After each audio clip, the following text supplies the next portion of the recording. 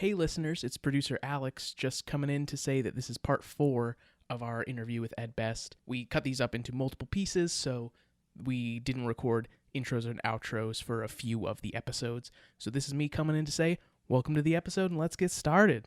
Can you walk us through, by grade level, what you expect to hear from each level of band and how these things change as you go up in grades? For example, a successful grade 5 band should stay on tempo and play in unison and with some but not many mistakes. A successful grade 4 band should stay on tempo, play in unison. You don't have to read all of this. I am reading all of it. I got the idea. Yeah. So to be fair, it's a similar idea at each grade level, right? You should play music that you're good at well. However, the expectations at each grade level get higher. You're supposed to, like, the same tune played at each grade level should sound better, right? So at a lower grade level, you don't expect things to be as in tune. You expect a few more errors, a few technique issues. You expect, so if you're in a grade 5 band and you have a couple errors, it's probably not going to sync you because everybody else has a few errors also, at least. And also, to be fair, it's, as judges, we're not sitting there going tick, tick, tick, counting mistakes. It's the overall package. So you have to realize that we're not just waiting for an error so we go check mark, right? The overall package comes into play here. So they're not going to say, hey, you made 3 mistakes, you made 5 mistakes, three mistakes wins. That's not how it works. But basically you want to play simple tune. Grade 5, you want to play simple, like really simple tunes. I cannot emphasize that enough. And it's tunes that are simple for you, for your band. Relaxed, easy tempos, best tone you can, drum scores that are written to match the current ability level of your people. Don't go online and find something that somebody in another band across the world played. Play nice, simple, easy stuff that you could all play together and start together, stop together. Any transitions are nice and smooth. But having said that, you expect maybe not quite as clear an attack.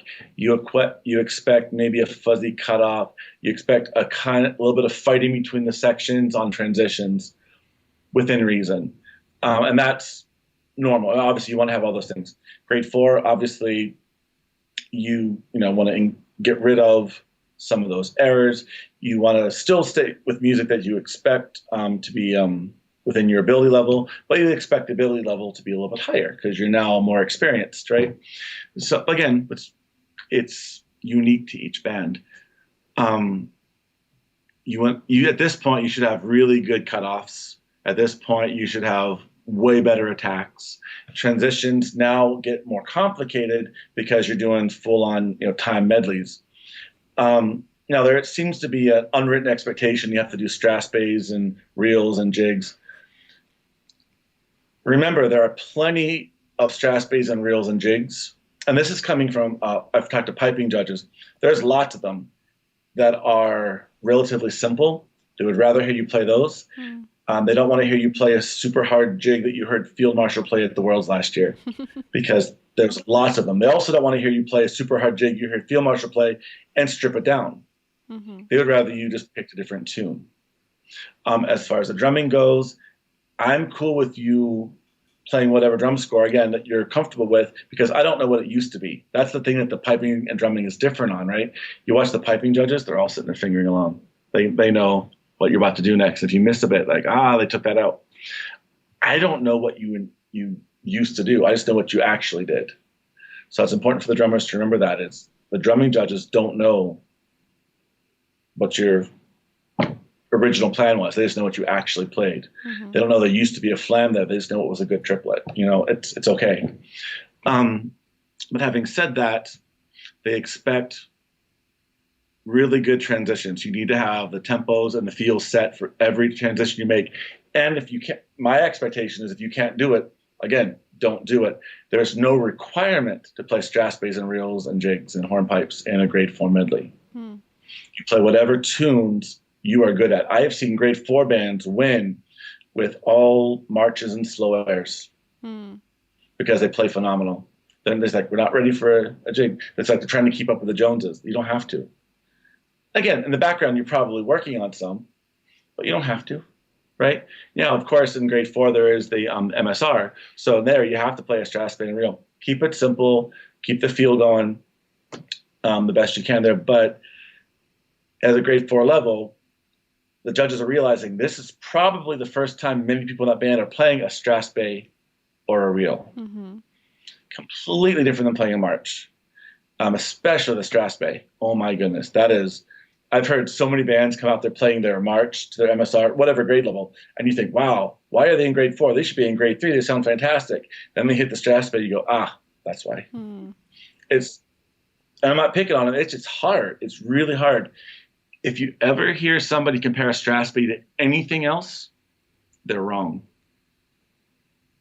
It's its own thing. Oh, it's a Strathspey. It's like a this, but with this and that. Just stop the conversation. It's a Strathspey. I can get into all Strathspey playing stuff later, but trust me, we know it's your first Strathspey. It's okay. Try your best. Try to get the Strathspey feel. Don't try to impress us with hard Strathspeys. Play a good pulse, good swing, good drive, and move on to the reel, which also should have a nice upbeat feel and a nice swing to it also. Again, moving to grade 3, similar stuff, but now when you play your time medley, if you're not playing Strathspeys and reels and jigs and stuff like that, you're probably not going to do very well. Grade 4, you can get away with that. Grade 3, you can't. Sorry. And if you can't do that, you should not be in grade 3. The MSR, now it's significant tunes. Like in grade 4, you can get away with 2 smaller tunes. You now have to play 4-parted tunes, which are way harder than 2-parted tunes. And fair warning, the third part of any march is meant to mess you up. I can't tell you how many times there's been a band come out, first 2 parts, especially grade 3. Again, they come out first 2 parts of the march. I'm like, wow, this band should be in grade 2. They sound fantastic. And if we only had marchers, there'd be a lot more grade 2 and 1 bands, tell you what. But they get to the third part, and I'm just, all the judges are like, here it comes. But they get through it. We're good. And usually pretty happy if they got past the third part of the march. The expectation is really, really work that third part of your march, even more so than the intro. We all know you're going to play the first measure a million times. The third part is meant to trip you up in almost every single march. Keep an eye on that. You're expected to have amazing tempo changes to the Strathspey and to the reel. There's a lot of ways to do it properly, but you've got to make sure you nail those. Again, a medley, you're expected to have, it doesn't have to be complicated, but you're expected to have all the different time signature and feel changes in that one. With, of course, the good starts. And every progressive level now, your tone should be better and better and better. You don't want to go out there with a improperly maintained instrument, pipes or drums. Grade 2, which is the highest level that most people in the United States are right now. There's only 2 grade 1 bands in the entire United States. One's in Florida, one's in Texas. California has had a couple at one point, but right now they're all somewhere else. So grade 2 is a significant step from grade 3. Probably one of the biggest steps. Your medley is now longer because you were 3 to 5 minutes. You're now 4 to 6 minutes. That's huge, by the way. That extra minute that you have to play, that's like 2 more tunes. Oh my goodness. The nice thing is when you go like a transition from 3 to 2 is you can keep your same medley plus a couple tunes. You can even keep your MSR. Trouble is you now have 2 MSRs. And people, not everybody realizes this. When you get to grade 2, you have your longer medley, which you could keep the same one again and add a couple tunes to it. You can keep your MSR, but you have to add another entire MSR. Because in grade 2, when you go to compete on the line, you pull out of a hat number 1 or number 2, and you find out at that moment which one you're going to play. So you have to have the whole band prepared for 2 sets and only actually play one of them. That's stressful. And if you drop anybody after you pull the number, you're disqualified. Oh boy. So yeah, you can drop anybody up. So like I'm really solid on MSR number 1, but not MSR number 2, they have to drop me. Even if, because they have a 50-50 chance, if you pull number one, we're golden. Pull number two, not so good, and I can't walk away, the band's disqualified, or I just go out there and mess it up. So I would have to be dropped completely. Even though, then they pull number one, I'm like, oh, I couldn't play it. But I don't know, right? So that's a big step up, is having two MSRs completely set up. And the expectation is that at least a couple tunes in there are six-parters now. Ooh. So, and I didn't go over this earlier, but in grade 3, you have to have, it's a minimum of 4 parts march, 4 parts Strass Bay, 4 parts reel. You get to the grade 2, same requirements, but there's an expectation that one of your tunes should have 6 parts in each MSR, at least. Probably don't go 6, 6, and 6. Maybe you have a 6-parted march, maybe you have a 6-parted Strass Bay or a 6-parted reel, but I wouldn't do more than one at that level. By the way, but again, that's a lot yes. of tunes. Like we played one time, we had played. I don't know that we ever competed with it. We had an MSR where one of our marches, or our march, was 6 parts, and it's just so much to focus on. And you have to have 2 of those. Yeah. The whole band has to have 2, not just you, the whole band. So it's a ton of music. Plus, again, the medley's longer, higher expectations of tone. Now, difficulty level, again, whatever you're comfortable with, but clarity needs to be way better. There should be no issues at this point with rudiments. There should be no issues with technique at all. So whatever you play should be clean and concise and controlled. And depends on what kind of feel you're going for. You can vary the tempos for different feels, but at the same time, you don't want to be dragging along like you might get away with in grade 4 or grade 3 on a particularly challenging tune that you might get away with playing a little bit slower to get through it. You won't in grade 2. You've got to have a nice lift and a nice drive through most of your tunes, unless you're going for a significant feel change, which is part of the creative process of the medley. And of course, you've got to start together and stop together. It's just mandatory. It's not the be all end all if you have a slight early E or if you have a slight trailing drone, but that should be the exception, not the. You shouldn't expect to be okay if you do that. You should expect to not do well if you have one of those things going there. And of course, grade 1, you still have 2 MSRs. Now you would be expected to have at least, not a requirement, but most grade 1 bands have 2 6-parted tunes in each MSR. Some have all 6s, and at least one of them.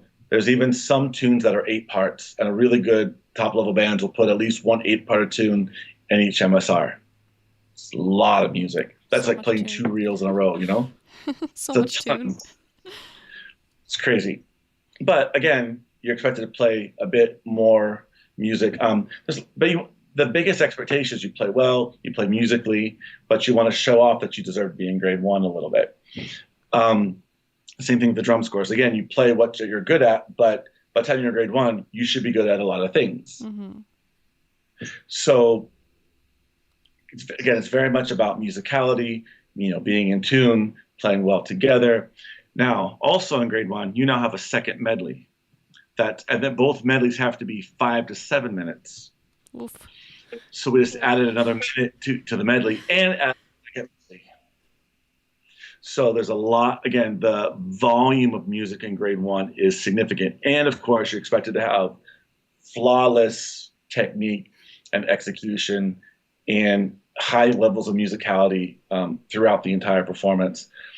Again, are you human? Are there mistakes here and there? Of course. But again, those are the exception, not the rule. And playing in grade 1, we all know, is a huge commitment. A lot of bands have voluntarily stepped out of grade 1 just because the individuals in the band want to have a life at all outside of band. And it's a good move. It's okay. It's a lot of work playing grade 1. It's challenging. It's very rewarding when it's done right, but it's a lot of work. Matter of fact, there's people that live basically together with I remember playing grade 1, practicing 4 times a week leading up to the Worlds. We would go Tuesday, Thursday, Saturday, Sunday. Wow. Now, they weren't long practices, but they were frequent practices. You go an hour and a half, 4 days a week. There was no other life at all. So those are the big differences between the grades. But the basic premise of all of them is play music that everybody can play well and play it well. Something that you can do well in public. If you're having trouble with it, make changes so it does sound good in public. At no level is anybody impressed you're trying something hard and messing it up. Same basic rules, but you're expected, if you're in grade 1, you should be able to do more than the grade 5 band and everywhere in between. Cool. Is that comprehensive enough? No, that's good. That's good. So you're a judge and you've also been a competitor. So having been on both ends of that, what would you say to someone who got some, maybe not necessarily, it's someone who feels bad about something they saw on a score sheet that they received? First thing I would say is, kind of goes back to what I said earlier. The judges are, first of all, they're human. Second of all, especially in a big contest, they're being rushed. There's always somebody saying, come on, next, go, go, go. So frequently there's a sentence fragment that didn't complete their thought. So taken out of context, it looks or sounds bad.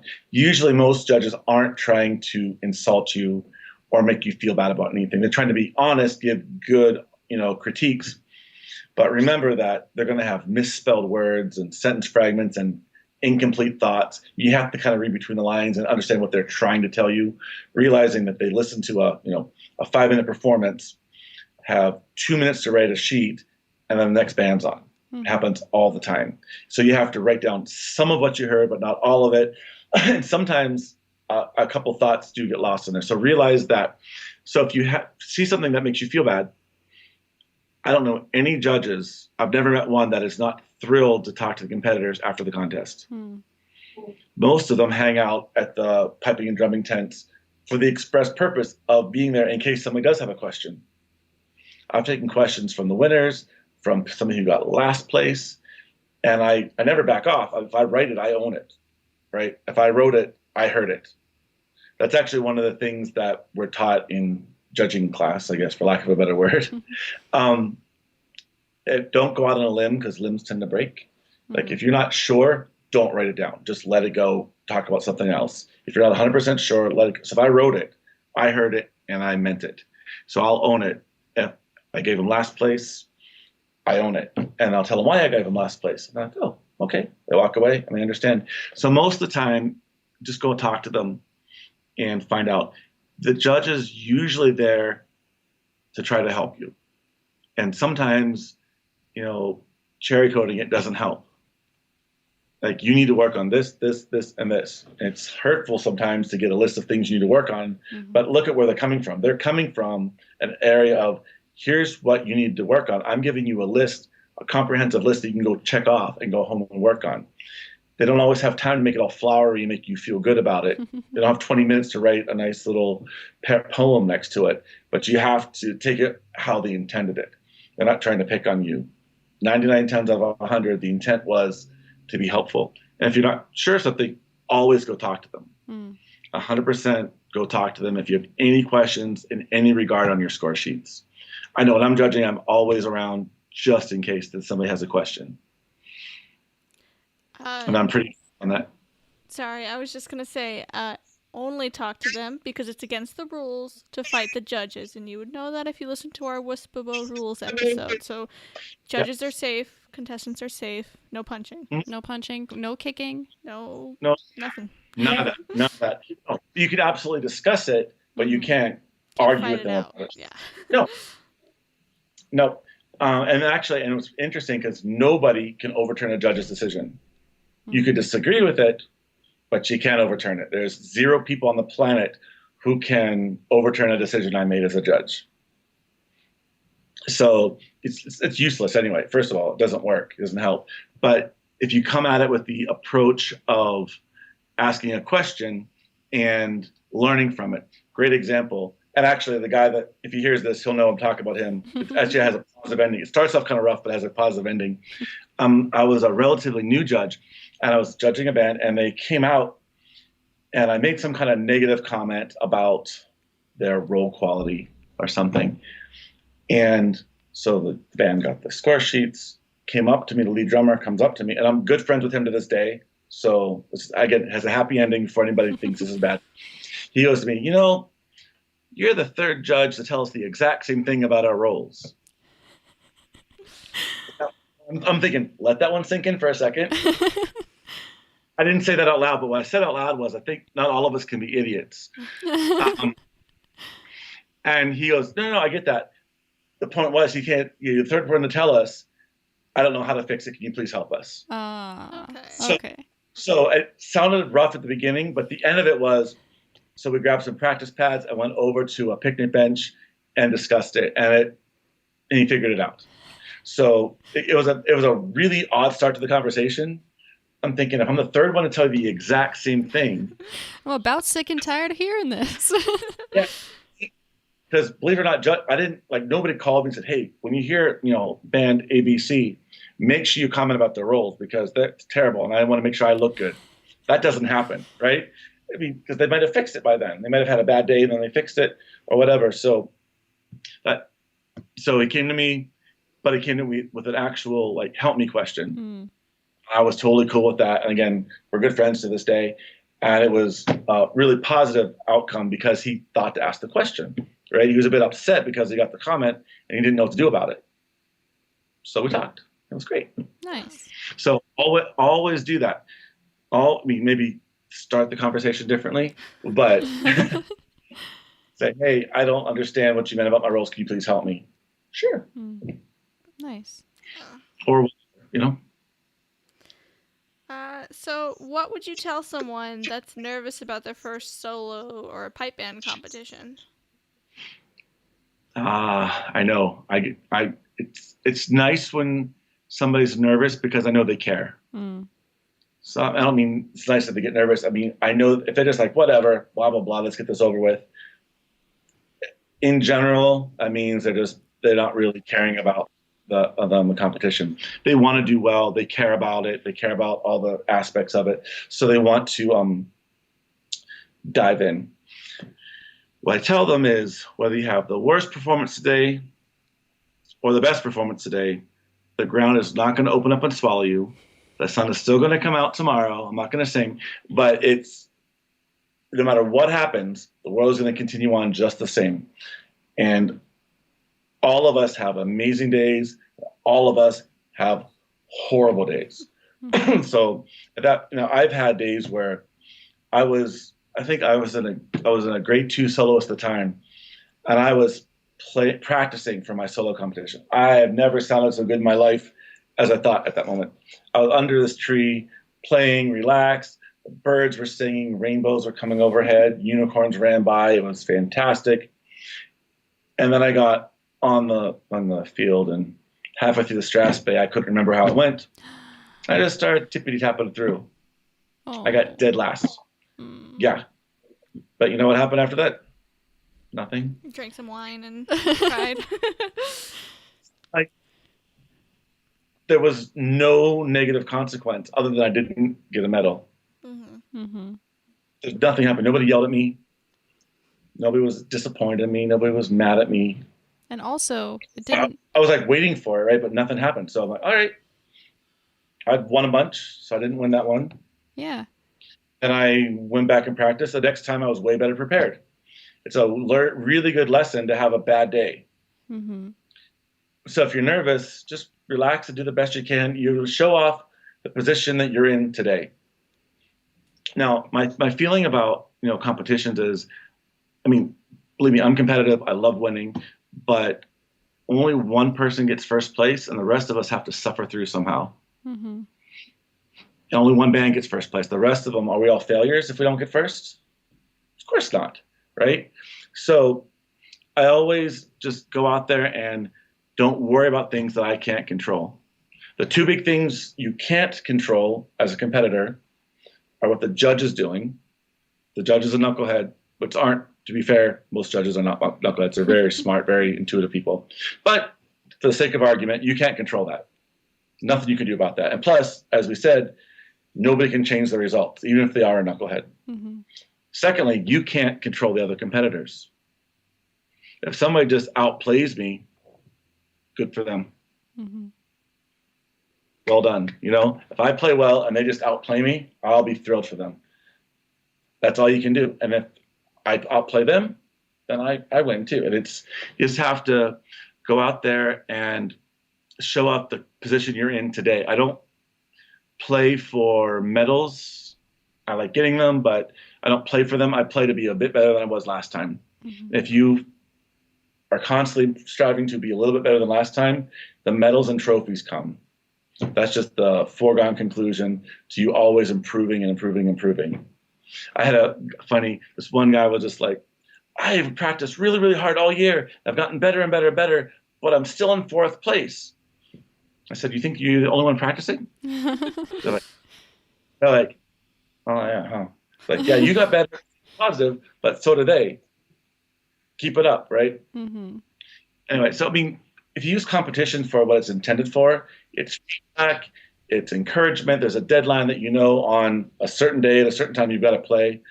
So there's like a countdown to that, so you prepare for that, and then you get feedback. You help yourself to improve. If you get a couple of medals and accolades along the way, it's awesome. But you can't judge your success by medals and trophies and plaques. You just can't. Mm-hmm. There's plenty of people who are fantastic who don't win that many because they're playing against other people who are fantastic, and that's just the way it falls. But they're still great. Mm-hmm. So now what? Do they stink because somebody else happens to be a little bit better? Sometimes. That's not. I don't like to play that game. I like to do my best, let the chips fall where they may. Only control what I can control. If somebody beats me, fair enough. If I beat myself, it's on me. Mm-hmm. So I don't want to beat myself. I want to let them do it. They can beat me if they want to, but I don't beat myself to be as prepared as possible. Do you have any final last advice or tips you want to share with people about judging or contests? You just gave us a lot of really good advice. So What's that? You just gave us a lot of really good advice and tips. So So I mean, just to recap that, enjoy the music, play your best, use judging for what it's intended is to help you, and then of course there's the rating process, but that's to help you. So if you can see your progress, you're encouraged by it. Last time you got 10th, next time you get 8th, next time you get 7th, you can kind of see your progress. But that's not the be-all end-all, right? You use the judges for outside ears, feedback from people that don't hear you on a regular basis, which is always great. I call it the squeaky floorboard syndrome. So if you're in your house, everybody has something in their house that's not perfect, that you just kind of live with. The handle you have to jiggle a little bit, or the squeaky floorboard, that tiny little crack in the wall that you've just learned to live with.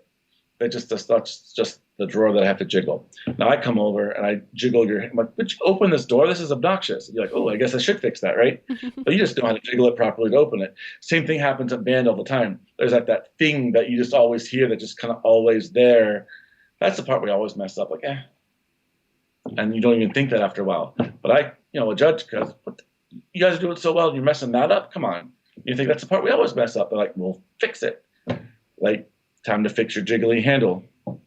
Time to fix your squeaky floorboard, that little crack in the wall. Fix that 4th measure of the Strasby because it's obnoxious to the outsiders who are hearing it for the first time. So the outside, ear is super important. People that don't hear you on a regular basis. And get hung up on awards, enjoy them, but don't think you're not successful if you don't win. Only one group could still win. And really enjoy playing the music, improve all the time, and just, promote the art form. That's all we're doing here. Mm-hmm. And it's a very positive thing that if you're doing it right can be a very, very rewarding part of your life done properly. So that's the best I can tell you. Just represent yourself and the art form well, and all the other stuff will fall into place. Nice. Very good advice. Yeah. Thank you for joining us. Thank you for spending this time telling us about all the secrets behind the clipboard. My pleasure. Thank you for having me. Yeah. This was a lot of fun. And cheers. Cheers. All right, cheers. There we go. Thanks for listening, everyone. If you enjoyed this show, then support us on Patreon for exclusive content as well as the video of us recording this. We'll have special exercises we'll be writing as well as tips and tricks with tenor drumming and other instruments to come. Subscribe to us on YouTube for some tenor tutorials and possibly other tutorials later on. And like us on Facebook at Podband Pipecast.